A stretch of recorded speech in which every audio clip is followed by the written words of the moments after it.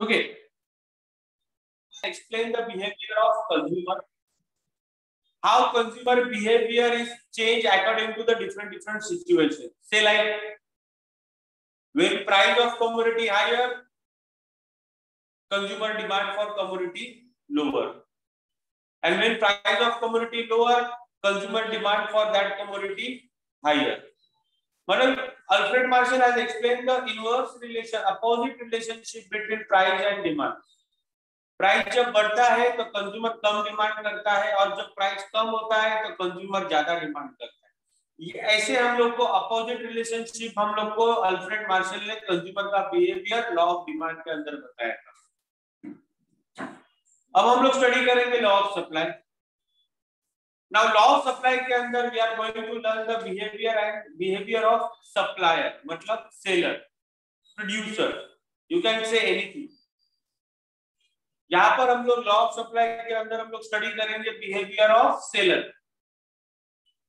तो सेलर का बिहेवियर क्या कहता है? अगर मैं खरीदने वाला नहीं हूं, अगर मैं कोई सामान बेचने वाला इंसान पर्सन हूं, तो भाई सीधी सी कॉमन सेंस की बात है, कोई भी सेलर कब सामान ज्यादा बेचेगा, कोई भी सेलर कब सामान कम बेचेगा. कॉमन सेंस है. अगर बेचने वाले को, सेलर को अगर ज्यादा प्राइस मिलती रहेगी तो वो ज्यादा सेल करेगा. अगर सेलर को कम प्राइस मिलती रहेगी तो वो कम सेल करेगा. तो इसका मतलब सेलर का बिहेवियर ये कहता है, seller will be supply more at higher prices and seller will be supply less at a lower price. तो ये लॉ ऑफ सप्लाई है जिसका बिहेवियर हम लोग को सेलर का अल्फ्रेड मार्शल ने एक्सप्लेन किया है. ये फंडामेंटल थ्योरी है और इसके अंदर प्राइस और सप्लाई का डायरेक्ट रिलेशनशिप है. क्यों डायरेक्ट रिलेशनशिप है? क्योंकि जब प्राइस बढ़ेगा तो सप्लाई भी बढ़ेगा और प्राइस घटेगा तो सप्लाई भी घटेगा. So that's why it says the direct relationship between price of commodity and quantity supply for commodity. ये उसका कुछ थ्योरी था मैंने जो एक्सप्लेन किया. Now we can see on the board there is a question we have mentioned and we have explained that which is known as a law of supply. So law of supply का question 5 point में explain करना है. कितने point में? 5. Point number 1 हमारा रहेगा introduction. Point number 1 के अंदर हम लोग क्या लिखेंगे? इंट्रोडक्शन लिखेंगे. जैसे कि पॉइंट 4 कंप्लीट करने हैं. Law of supply theory is introduced and propounded by Professor Alfred Marshall. This theory he has taken from his own book which is known as the Principle of Economics. This theory he has published in the year 1890 and under this theory he has explained the fundamental relationship between price of commodity and quantity demand for supply. Quantity supply for commodity, I'm sorry, demand. तो ये 4 point है introduction में आते. Theory बनाया किसने? Martial ने. कहां से लाया ये theory? Principle of economics books के. कौन से साल में पब्लिश किया? 1890 में. क्या रिलेशनशिप एक्सप्लेन किया है? किसका? प्राइस और सप्लाई का. बस introduction close. Now next point है सप्लाई का स्टेटमेंट. क्या स्टेटमेंट एक्सप्लेन किया है मार्शल ने? मार्शल बहुत सिंपल तरीके से बोलता है, when the price of commodity higher, quantity supply for commodity is also higher. When price of commodity lower, quantity of supply is also lower. मतलब ज्यादा प्राइस ज्यादा सप्लाई, कम प्राइस कम सप्लाई. ये स्टेटमेंट है मार्शल. और इस थ्योरी के अंदर क्या एक्सप्लेन किया है? Direct relationship. किसका? प्राइस और सप्लाई. 2 पॉइंट हो गए.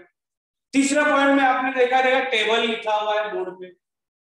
टेबल 2 कॉलम में डिवाइड है. पहला कॉलम है प्राइस ऑफ कमोडिटी, दूसरा कॉलम है quantity of supply.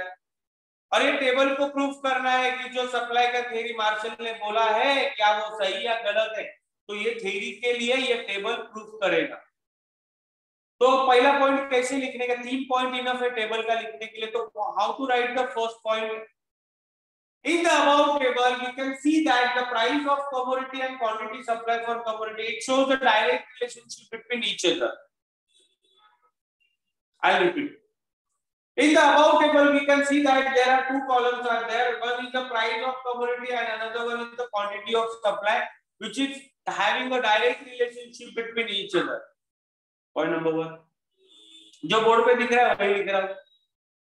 When the problem number 2 में when price of commodity rupees 10 per unit, जब किसी कमोडिटी की प्राइस 10 रुपया रहती, at the same time quantity supply for commodity 100 unit.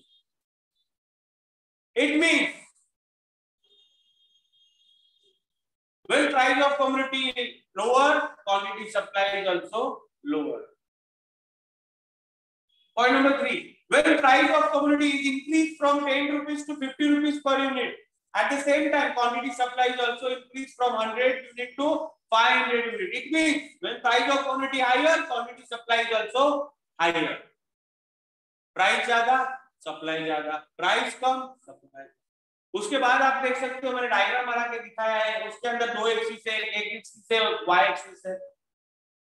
Supply curve जो दिख रहा है आप लोग ऊपर जा रहा है, इसको हम लोग अपवर्ड स्लोप बोलेंगे। जो रेखा दिख रही है उसको हम लोग कर्व बोलेंगे, और जो कर्व को नाम दिया है उसको एसएस बोलेंगे। SS stand for supply. Done. So now how to write the explanation? X axis shows the quantity supply and y axis shows the price of commodity. Point number 2, SS is a supply curve, slope is upward from left to right. And point number 3, copy paste statement 2. When price of commodity higher, quantity supply is also higher, and when price of commodity lower, quantity supply is also lower. I think ये पूरा का पूरा question आता है यहाँ पे complete होता है law of supply. Now what we are going to learn today, हम लोग आज के लेक्चर में पढ़ेंगे इंडिविजुअल सप्लाई और मार्केट सप्लाई। जैसे इंडिविजुअल डिमांड और मार्केट डिमांड स्टडी किया था वैसे। तो इसका मतलब अगर मार्केट में एक सेलर है तो क्या उसका बिहेवियर होगा, और अगर मार्केट में अनेक सेलर है तो क्या उनका बिहेवियर होगा। That we are going to learn and prove today here only. This question is two different question आ गया, एक इंडिविजुअल सप्लाई और एक मार्केट सप्लाई। हम लोग को दोनों क्वेश्चन आज कंप्लीट करना है।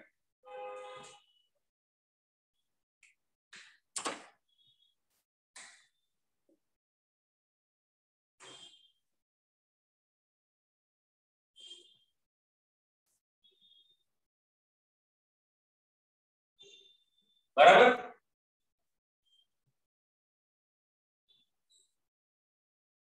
अब here you can say that it's market supply.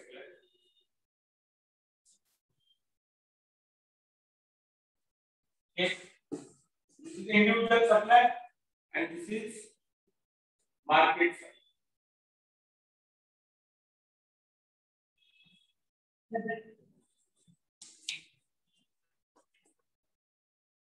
Now I'm going to write the meaning here so that you will have little bit easier to study individual supply and market supply.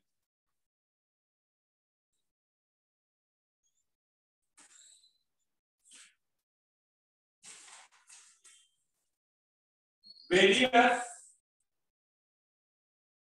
quantity of commodity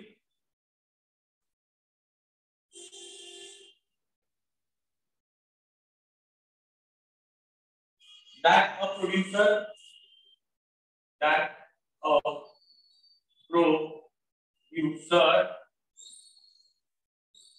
is willing to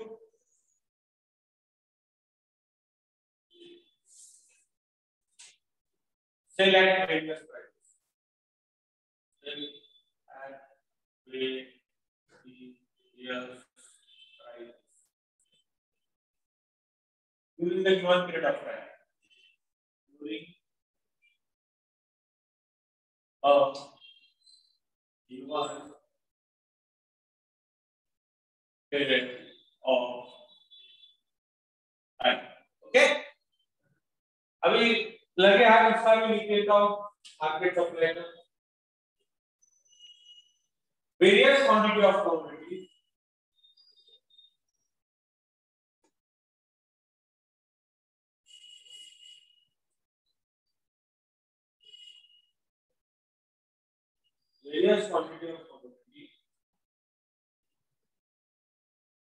that all producers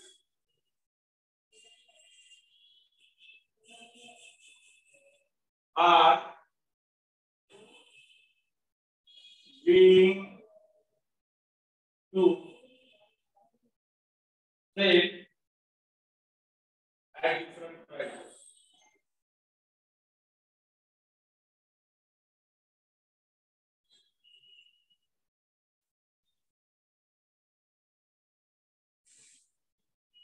At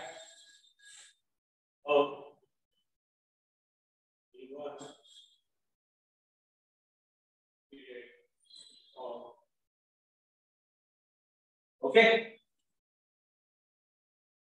थोड़ा diagram बनाऊंगा। पहले individual supply को ready करेंगे, उसके बाद आगे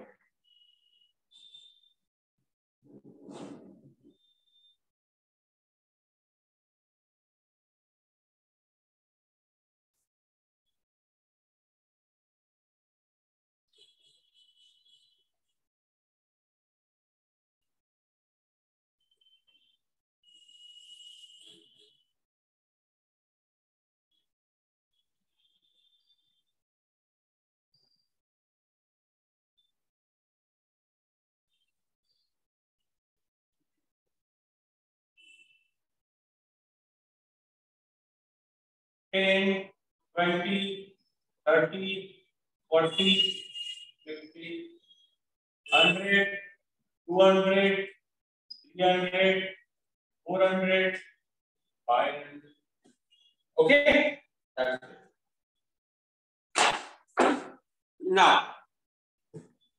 Now we can see on the board. पहले इधर थोड़ा रफली कर देता हूं। So ये अपना मार्केट है। नाउ मार्केट में आप देख सकते हो बहुत सारे सेलर हैं।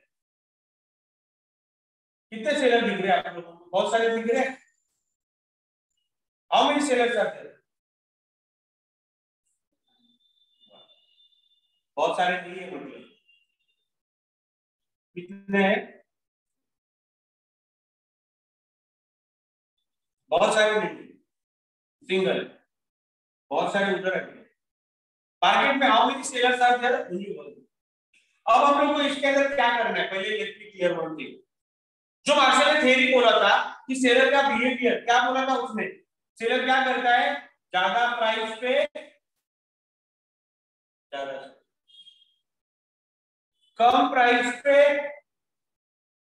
कम सब।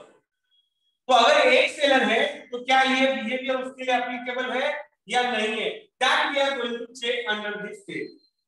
इसीलिए इस क्वेश्चन का नाम क्या है, इंडिविजुअल सेलर, क्योंकि इंडिविजुअल सेलर है, सिंगल सेलर है।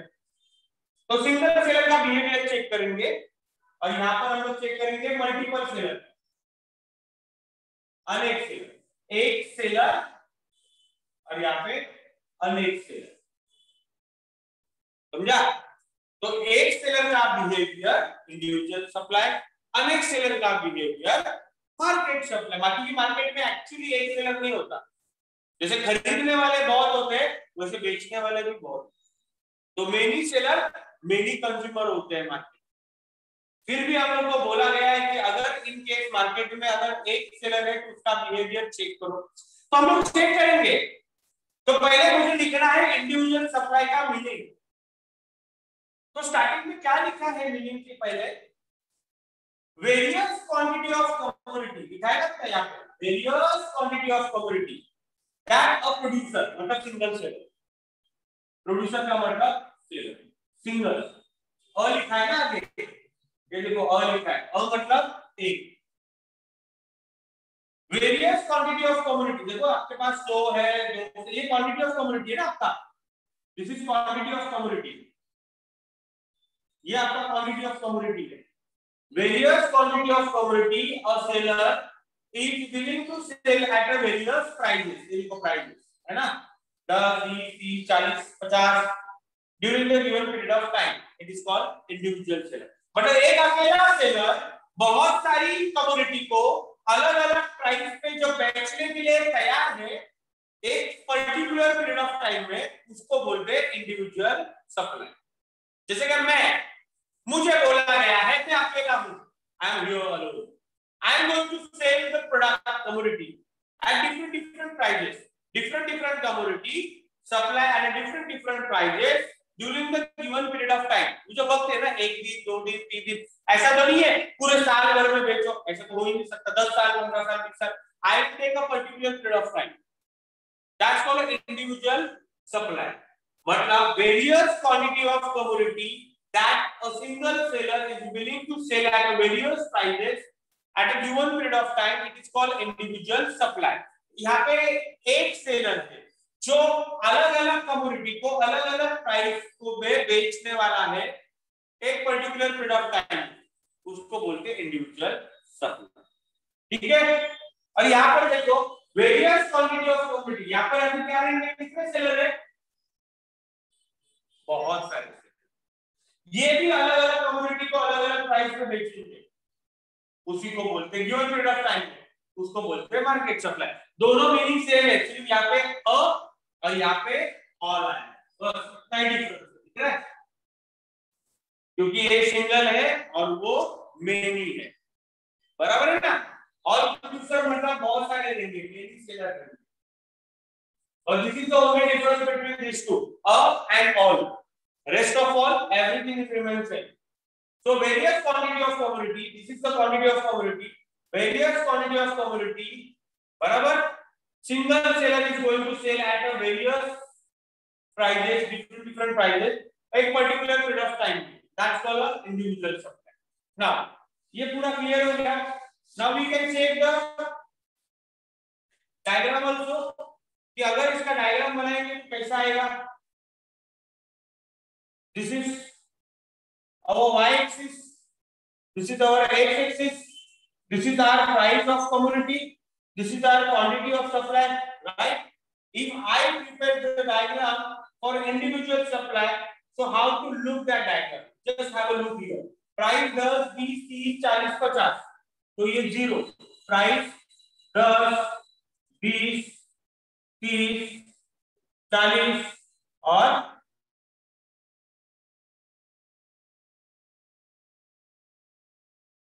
then I'll take 100, I'll take 200, I'll take 300, I'll take 400, I'll take 500, right?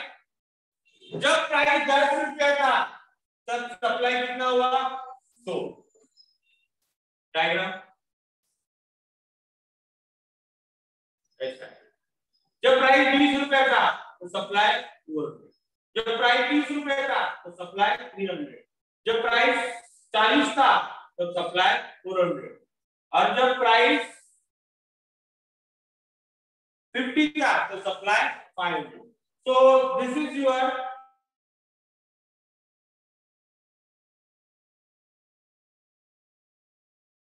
Right. Block supply का बिहेवियर वही है, सिंगल सेलर होने दो या मल्टीपल सेलर होने दो, सेलर का बिहेवियर डज नॉट चेंज। बात क्या था प्रूफ करने का, मालूम है क्या?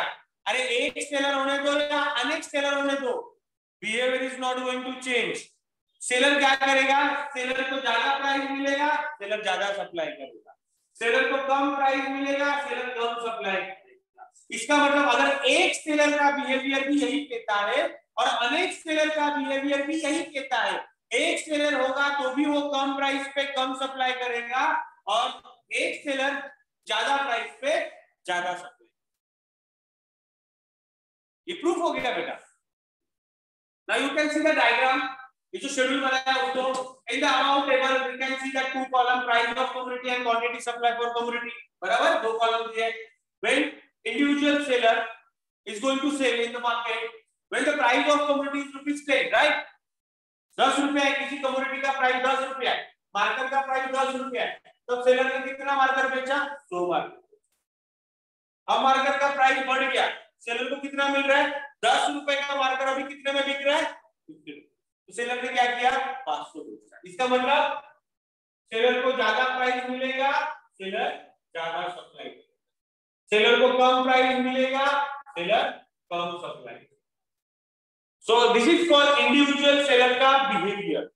एक सेलर अगर मार्केट में है तो he react in such a way, so seller will be supply more at a higher prices, seller will be supply less at a lower price। ये इंडिविजुअल, इसका डायग्राम बना दो। now we can have a look over there। अब हम लोग multiple देखेंगे। Market.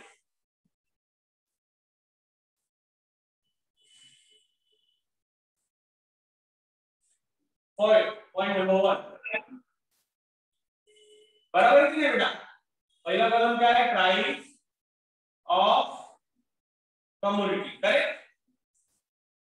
यहाँ पे 10, 20, 30, 40, अच्छा आ गया प्राइस, ठीक है। अब हम लोग क्या करेंगे, सेकंड कॉलम बनाएंगे, क्वांटिटी सप्लाई, बराबर। और यहाँ पे अभी कितने लोग रहेंगे, 3 लोग, 1 2 3। अब यहाँ पर हम लोग क्या डालेंगे, seller A, seller B, seller सी। तो टोटल सेलर कितने हो गए, total A plus B plus सी। इसको हम लोग क्या बोलेंगे, मार्केट सप्लाई, मतलब टोटल सप्लाई, ठीक है।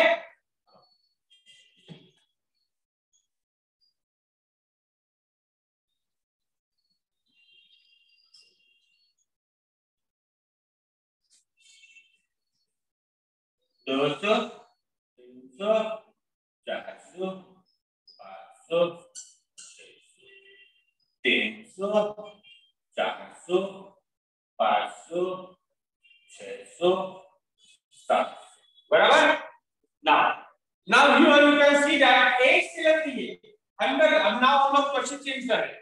Now we are going to check market supply. Now market supply का मीनिंग क्या है, the various quantity of commodity, various quantity of commodity। देखो various quantity of commodity, ये quantity of commodity है ना जो सेल होने वाली है, various quantity of commodity that all seller, मतलब समझ में आ रहा है ना, all seller का मतलब यहाँ पे एक नहीं है, यहाँ पर बहुत सारे सेलर है। All seller is going to be sell at a different prices during the given period of time। बहुत सारे सेलर मार्केट में कमोडिटी बेच रहे हैं अलग अलग प्राइस पे एक पर्टिकुलर टाइम के अंदर, उसी को हम लोग क्या बोलते हैं, मार्केट सप्लाई। यहाँ पे एक सेलर, यहाँ पर ऑल सेलर। तो now for example how many seller अपने पास अभी है available, seller A, seller B, seller. तो total how many sellers are there, 3 sellers are. Now we can see price change, मतलब प्राइस भी दिख रहा है आपको।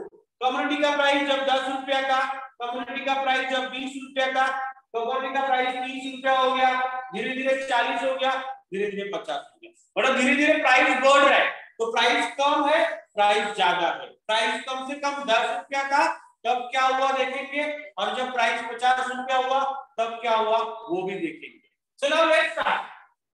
पहले सेलर ए से स्टार्ट करते हैं, बराबर।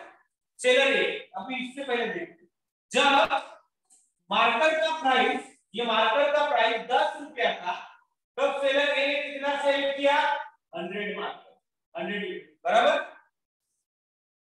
और जब मार्केट का प्राइस 50 रुपया बढ़ गया, एक मार्कर 10 रुपए में मिल रहा था, अब एक मार्कर कितने में मिल रहा है, 50। तो सेलर ए ने कितना मार्कर बेचा, बराबर। अब हम लोग सेलर बी की तरफ बढ़ेंगे, ये वाला सेलर बी ने क्या किया, जब मार्केट का प्राइस 10 रुपया था तो सेलर बी ने कितना मार्कर बेचा,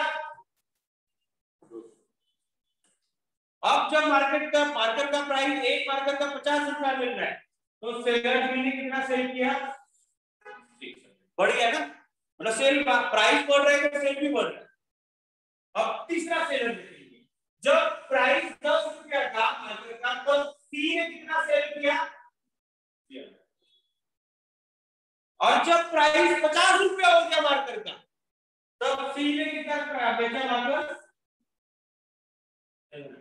और यहाँ पर भी वही हो रहा है, कम प्राइस पे सेलर कम सेल कर रहा है, ज्यादा प्राइस पे सेलर ज्यादा सेल कर रहा है। लेकिन हम लोगों को क्या चाहिए, टोटल मार्केट सप्लाई चाहिए, बराबर है ना, इंडिविजुअल नहीं चाहिए, हम लोग को क्या चाहिए, टोटल चाहिए।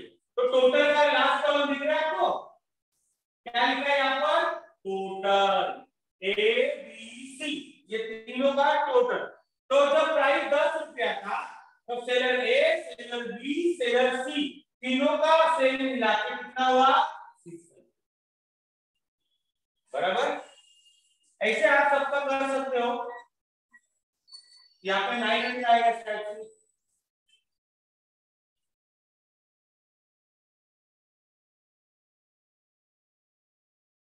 यहाँ पर 1500 आएगा, यहाँ पर 1800। बराबर, ठीक है। So now you 500 plus 600 900, okay wait sorry 1100 और 700 1800 बराबर है, ठीक है। ओके नाउ हम लोग को पढ़ना लिखना कैसे, डायग्राम का एक्सप्लेनेशन कैसे लिखना है देखो। नाउ मीनिंग हो गया expression, when the price of commodity is rupees 10 per unit, एक का 10 रुपये, एक आम का 10 रुपया, एक मार्कर का 10 रुपया, एक कमोडिटी का 10 रुपया। कैसे लिखोगे? When the price of commodity is rupees 10 per unit,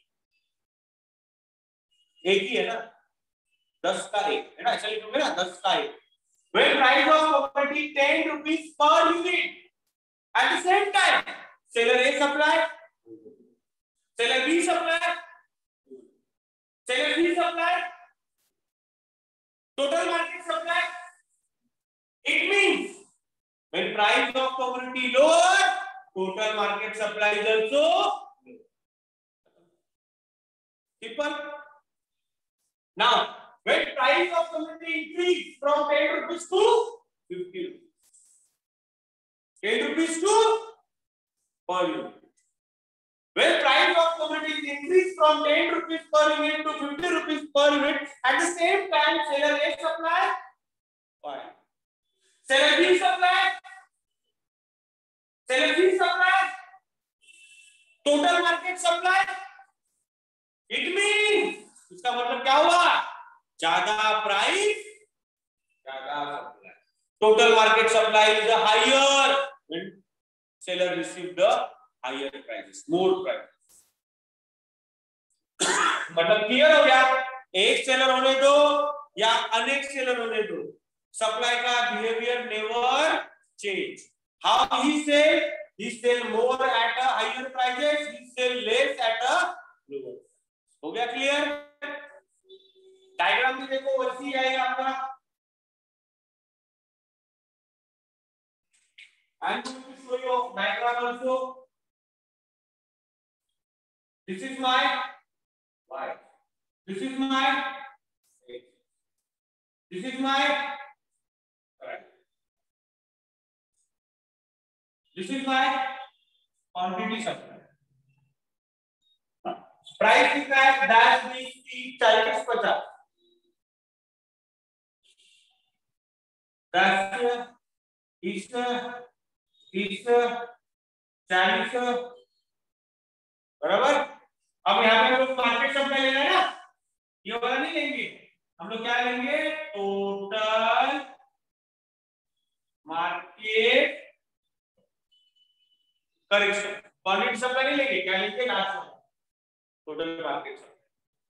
last वाला कॉलम कब से स्टार्ट है? 300 300 का गैप दिख रहा है ना मेरे को, आपको ऐसे लेंगे 600 600 से स्टार्ट करेंगे. This is 600, this is 900, this is 1200, this is 1500, and this is correct. Now when price of commodity rupees 10, quantity supply 6. When price of commodity 20, quantity supply 9.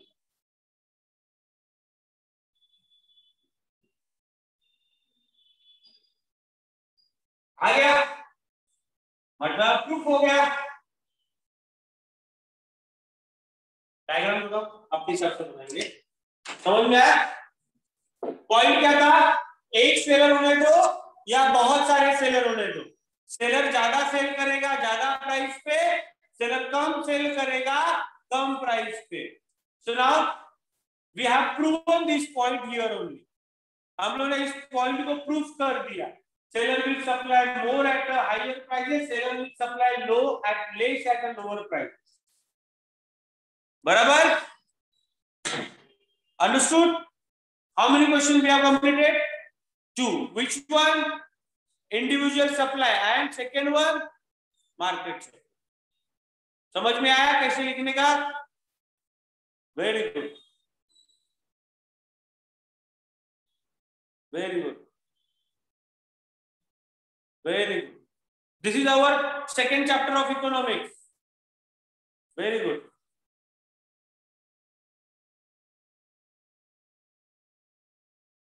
Very good. So I'll let you know. Sumit, I'll let you know.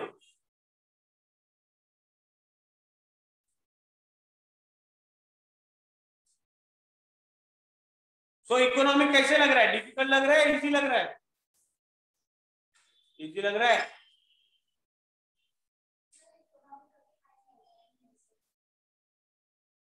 Easy है, easy है.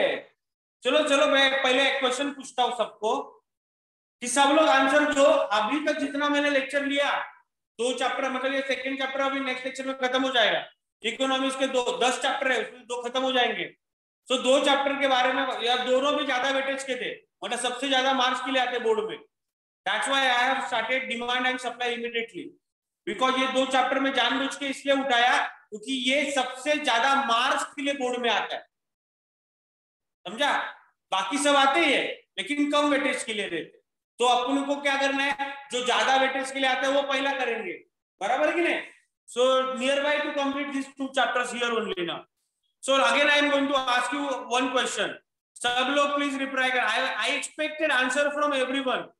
अभी तक जितना economics के 2 chapters में पढ़ा रहा हूं या पढ़ाया, ऑलमोस्ट पढ़ा दिया है सेकंड वाला भी. सो आप लोगों को इकोनॉमिक्स इजी लगा या डिफिकल्ट लगा? ऑनलाइन स्टूडेंट्स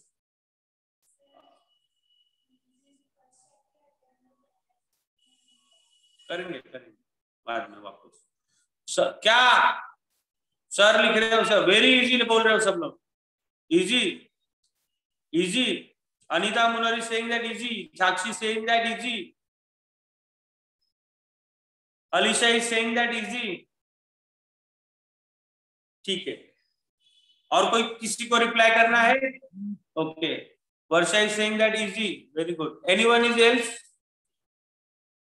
एंजॉय कर रहे हो, अच्छी बात है. गरिमा सेइंग दैट इजी है. अच्छा है. नहीं थे फर्स्ट चैप्टर में, बाद में कंप्लीट करेंगे. जो फर्स्ट चैप्टर में नहीं थे उनको मैं पढ़ाऊंगा बेटा, ठीक है? इजी. सब लोग बोल रहे easy. Nandini is saying that easy. चलो. Varsha is saying that easy.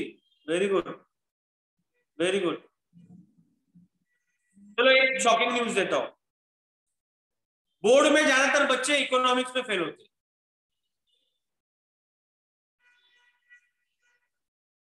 तो समझ में आ रहा है सबको? इजी नहीं है. इजी है ये अपन इजी करा दिए. ये पढ़ाने का तरीका होता है. सामने वाला किस तरह से पढ़ाता है, इट्स डिपेंड ऑन दैट. समझ में आया? सो 90% स्टूडेंट्स अगर बोर्ड में फेल होते, एचएससी में फेल होने का सब्जेक्ट होता है उनका economics. But point to be noted, economics frankly speaking it's not a difficult subject, but it's depend on to whom you are teaching. किस तरह से पढ़ाते हैं और कैसे स्टाइल में पढ़ाते हैं, that is a matter of lot. Eco मेरा फेवरेट सब्जेक्ट है, इसलिए मैं उसको इजी करके ही बना के पढ़ा देता हूँ. आपको चाहिए तो आप इकोनॉमिक का एक काम करो, सेकंड चैप्टर रीड करना चालू करो और देखो समझ में आता है क्या. पढ़ के नहीं समझ में आएगा. यू स्टार्ट रीडिंग फर्स्ट और second chapter, it's find very difficulty to understand. Yeah but someone is like me, if teach in a such a way, so it's look like a very simple. समझ में आया आप लोगों को? Eco is basically it's not easy subject, but हम लोग को ये इजी लग रहा है, इसका मतलब सामने वाला ढंग से पढ़ा रहा है और आपको मैं पढ़ा रहा हूँ वो समझ रहा है. That is important thing. आप लोग भी अटेंशन दे रहे हो, that is also very important thing. आप लोग भी सुन रहे हो अच्छे से, ये बड़ी बात है. ऑनलाइन में होने के बाद भी आप इतना अटेंशन दे रहे हो, फोकस दे रहे हो, it is a very grateful thing for me also. ठीक है? सो जोड़ी बनाए रखो.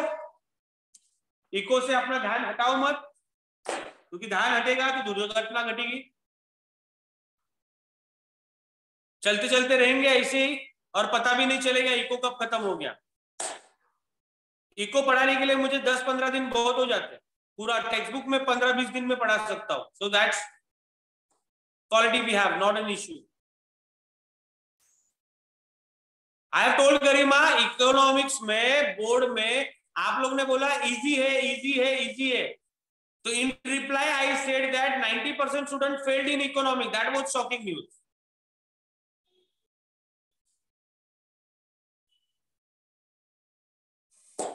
चलो पढ़ते रहो घर पे, और नेक्स्ट वीक में हम लोग आमने सामने मिलने वाले हैं, तो I update you when to come. As I said that Wednesday I think, so Wednesday I am going to take offline lecture, but I update you very soon, right? तो time being let me go. बारिश आ रही है और 2-3 दिन बारिश रहेगी, 15 तारीख तक भारत में मानसून रहेगा। सो 15 तारीख तक थोड़ा मानसून एंजॉय करो, उसके बाद हम लोग फेस टू फेस मिलेंगे। By 15 June rainy will be there, मतलब जो अपना वेदर फोर्स का डिपार्टमेंट है उन्होंने डिक्लेयर किया है नेक्स्ट 4 डेज थोड़ा मानसून रहेगा भारत में, या मुंबई में थोड़ा ज्यादा रहेगा। सो 15 तारीख के बाद हल्का हल्का बारिश कम हो जाएगा।